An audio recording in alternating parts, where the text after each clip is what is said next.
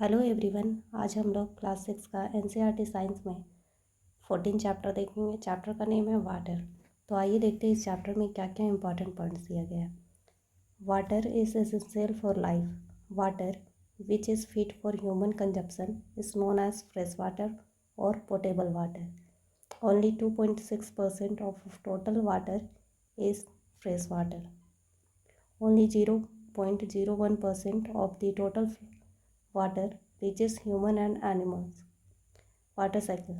The cycle of processes by which water circulates between the earth, ocean, atmosphere and land, involving precipitation as rain and snow, drainage in streams and rivers, and return to the atmosphere by evaporation and transpiration. तो water cycle क्या है? ये एक cyclic process है जिसमें evaporation और transpiration के through ये पृथ्वी से वायुमंडल में, फिर वायुमंडल से आपका फिर से पृथ्वी में आने की जो चक्रीय प्रक्रिया है उसको वाटर साइकिल बोलते हैं।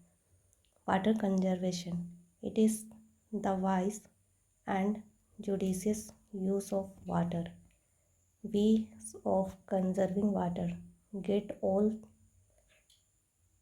leaking taps repaired, use a bucket for taking bath instead of a shower, collect rainwater and use it for gardening and recharging groundwater, wash your cycles, cars, etc. with a bucket of water instead of pipes.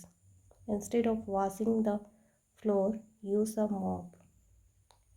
तो ये 5 points दिए गए हैं water conservation कैसे हम लोग कर सकते हैं उसके लिए। Importance of water. Digestion of food takes place in the stomach when food is mixed with water. Important medium for the transportation of food, oxygen and carbon dioxide in the body. Water is used to produce electricity. Water is essential for the germination of seeds. Water helps in maintaining the body temperature. तो ये है water का क्या क्या महत्वपूर्ण points है।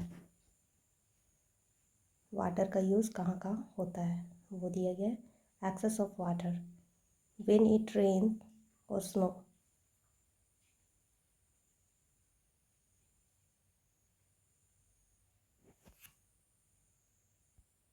Excess of water. When it rains or snow, some of the water is retained by soil. It's caused flood. It affects by damage property and endangered the lives of humans and animals. Rapid runoff causes all soil erosion. तो excess water से क्या क्या problem create हो सकता है वो आपके यहाँ पे पॉइंट्स दिए गए हैं।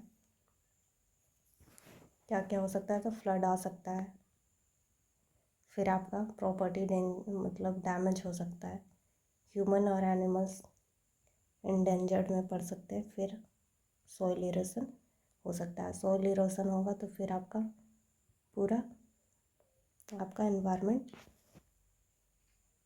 के लिए खतरा है। Lack of water. It is the lack of sufficient available water resources to meet water needs within a region. It causes drought-like condition. It affected by acute water crisis, crop failure, loss of life in all forms due to starvation. Lack of water से क्या क्या problem create हो सकता है वो बताया गया है। तो इससे क्या हो सकता है? सूखा आ सकता है, फिर आपका फसल बर्बाद हो सकते हैं, फिर आपका अकाल पड़ सकता है। Rain water harvesting. Method of collecting rain water and storing it for use during scarcity. It can be used for several purposes including drinking, washing, gardening, flushing etcetera. तो रेन वाटर हार्वेस्टिंग का क्यों आवश्यकता पड़ता है उसके लिए यहाँ पे हम लोग को बताया गया कि क्यों हम लोग को इसकी ज़रूरत है। तो क्या, ड्रिंकिंग वाटर लेयर को अप करने के लिए, फिर आपका वॉशिंग में यूज़ हो सकता है, गार्डनिंग में यूज़ कर सकते हैं, फिर उसको किसी चीज़ को भी फ्लश आउट करने के लिए।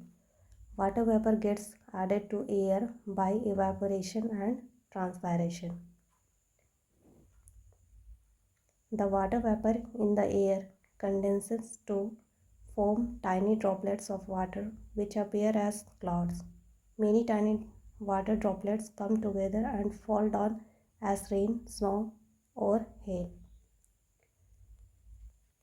तो जितने भी वाटर बॉडी है वहाँ से इवेपोरेट होके वाटर जब वो वेपर के रूप में हमारे एटमॉस्फेयर में जा कर के वो क्लाउड का रूप में कन्वर्ट होता है। फिर वही क्लाउड जब वो ठंडा हो जाता है तो फिर ड्रॉपलेट्स, छोटे छोटे टाइनी बूंदों, मतलब छोटे छोटे बूंदों के रूप में फिर वो वापस धरती पे रेन के रूप में वापस आता है।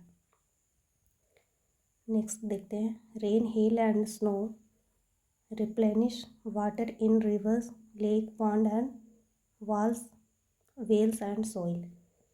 तो इस प्रकार से आपका रेन के थ्रू हमारे जितने भी वाटर बॉडी है उसको हमेशा फुलफिल करते रहता है।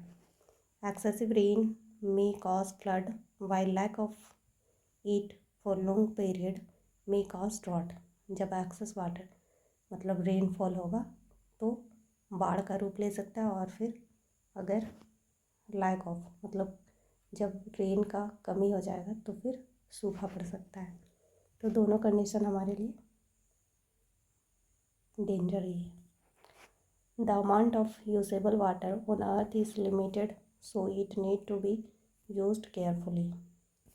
इसलिए हम लोग को हमेशा अपने नीड के अकॉर्डिंग ही वाटर का यूज़ करना चाहिए, वो भी केयरफुली। तो इस प्रकार इस चैप्टर में आपका इतने मेन पॉइंट्स दिए गए थे। इसमें से आपका